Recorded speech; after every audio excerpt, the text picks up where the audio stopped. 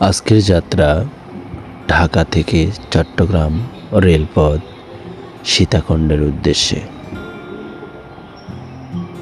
শহরে চেনা কোলাহল আর কর্মব্যস্ত জীবন থেকে একটু ছুটি পেতে কার না ভালো লাগে। তাই ব্যাগটা গুছিয়ে ট্রেনের জানালা দিয়ে বাহিরের হিমেল হাওয়া গায়ে মেখে আমরা রওনা হয়ে গেলাম সবুজের খোঁজে। আমাদের আজকের যাত্রা পাহাড়, ঝর্ণা আর সাগরের অপরূপ মেঘবন্ধন চট্টগ্রামে সীতাকুণ্ডে। খৈয়াছড়া ঝর্ণা মিরসরাই। আমাদের ভ্রমণের প্রথম ধাপে আমরা এসে পৌঁছালাম মিরসরাইলে পাহাড়ের বুক চিরে নেমে আসা এক অপরূপ খৈয়াছড়া ঝর্ণায়।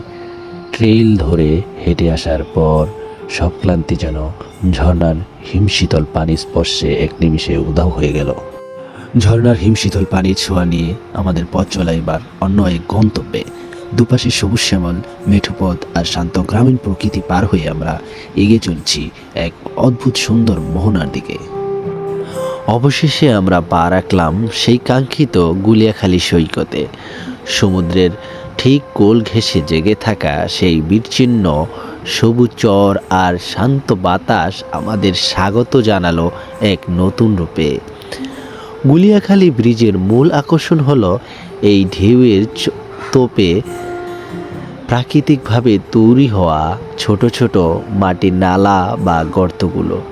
চারদিকের এই সবুজ ঘাসের গালিচায় দাঁড়িয়ে মনে হয় যেন এক প্রকৃতির জাদুকরী ক্যানভাসে পা রেখেছি।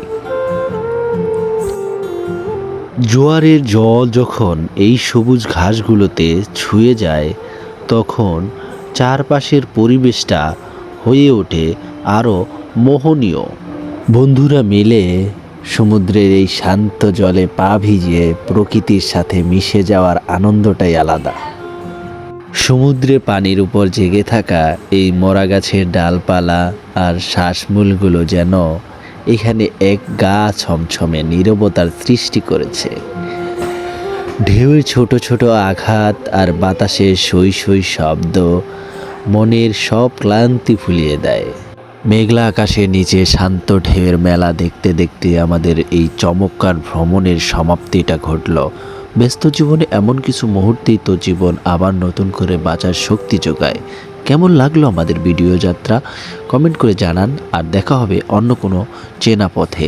ভালো থাকবেন। আল্লাহ হাফেজ।